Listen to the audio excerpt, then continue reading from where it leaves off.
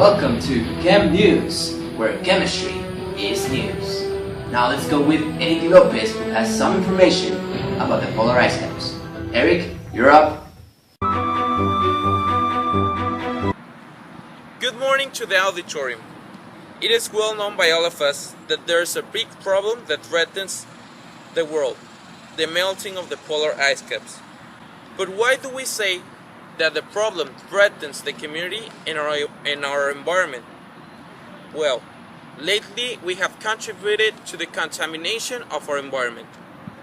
We have thrown trash, we have cut trees, and we have let industries contaminate our environment with CO2. Aware of the situation and the consequences of these problems, we propose the following solutions. First, campaigns. We believe that with campaigns should be able to change people's minds and change their ways. Reforestation. We know that we have caused a lot of problems to the environment, so we should at least try to amend that. Establish restrictions to industries. Industries damage the world by emitting CO2 to the environment, and now it's time to establish them some restrictions. We hope that following the mentioned solutions, we change the world and we end up with this problem. We go back with you, Edgar. Thank you very much, Eric. Now we're receiving some important information from our reporter Andres Burgueño. Andres? Good morning to the auditorium and welcome to the medical section. Today we have 3 news about medicine. The first one.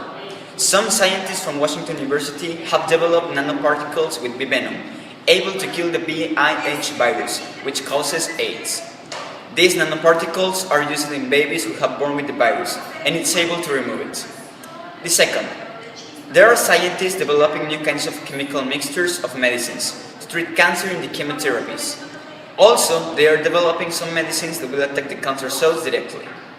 And the third one, some biotechnologists from Sanaria, a health corporation in the USA, have developed an experimental vaccine to fight the malaria virus, which causes 2,000 deaths per day. Thank you for your attention and have a good day. Thank you very much, Andres. Now we have a special report from our reporter Edgar. Edgar, we're listening. Good morning to the auditorium. My name is Dr. Edgar, and today I'm here to show you about the global warming and the chemistry. So, what is global warming? Global warming is an effect caused by the emanation of CO2 and other gases. How does this is caused? So, when the ozone cap actually dismantles, more sunlight comes into the air, but the problems are the gases that actually trap the air in the atmosphere. So what happens? With more CO2, less heat can escape to the space. So what it causes is a greenhouse effect that it raises the temperature of the whole Earth. So I'm going to show you now the cycle. All the arrows that are from here are emanations from CO2, and all the arrows that are down are absorptions of CO2 for oxygen. Okay, so let's talk. As you can see, the sea absorbs every 3 billions of metric tons of CO2.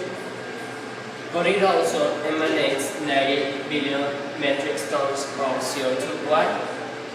Because of all the animals like fishes, plankton or whatever. But yeah, our respiration takes 55 million metric tons, and that is not only including our respiration, it's from all the animals. So yeah, it takes a really high quantity the sea and the animal respiration. But the plants actually contrast that.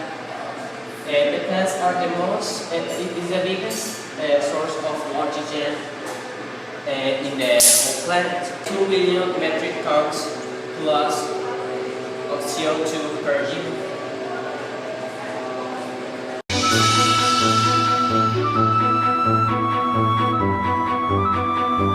Was very interesting information, Edgar. Thank you very much. Now I'm receiving information that our newest colleague, Mariano Moranfo Gerard, has a special information for us. Mariano? Thank you, Edgar. Welcome guys to our favorite part of the news, the specials. Yes. Today, special is related to the warfare and chemistry. The Environmental Working Group, EWG, using a modest average of 15 customers shooting 50 rounds a day, calculates 9 million pounds of lead are released into the environment every year. Only metal mining and manufacturing have higher figures. To understand the effect of lead on the environment, you must think in simple terms.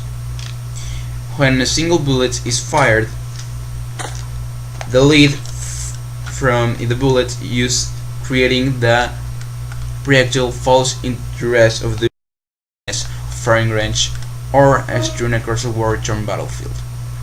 Unless someone removes these casings or fragments, they sit there and slowly decompose, ignoring the incredible magnitude of munitions brought as a result of military operations in 2 years at a typical domestic firing range. All those shots, using the 15 customer and 50 round approximation, can ultimately contaminate an entire food and topsoil over an area of 5 acres, reported the EWG study.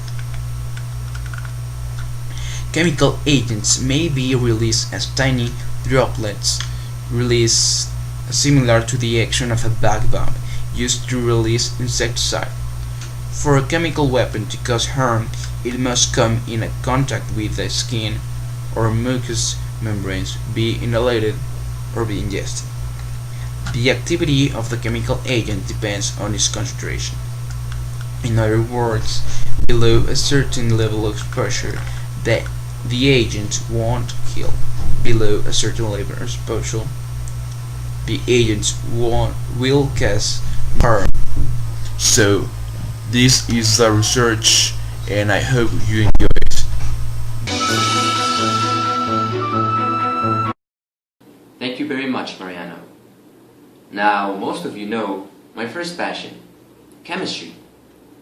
But very few people actually know my second passion, which is food. Now I have a special report for you. But how does salt preserve food? To begin with, there's different types of salt.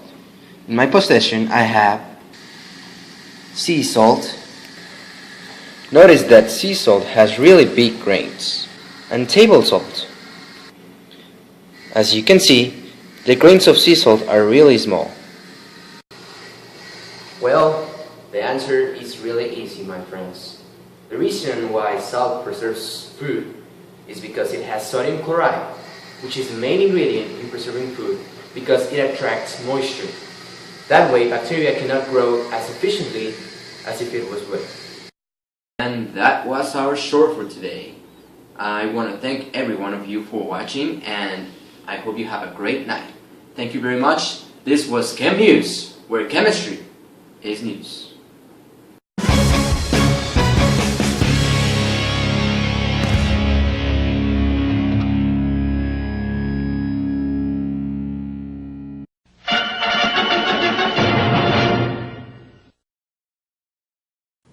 What did I learn from this activity? Well, I learned that chemistry is a valuable science for the world and several other fields. After this video, I'm able to see that chemistry has lots of roles in our society nowadays that are giving us better medicines, better materials, better things, and a better life. Chemistry is not bad or good at all. What it is the way you apply it in your life. The CO2 is not only the gas that can contaminate the whole planet. But whether it preserves food or not, salt is what gives flavor to our food. I'm gonna go ahead and make some tacos.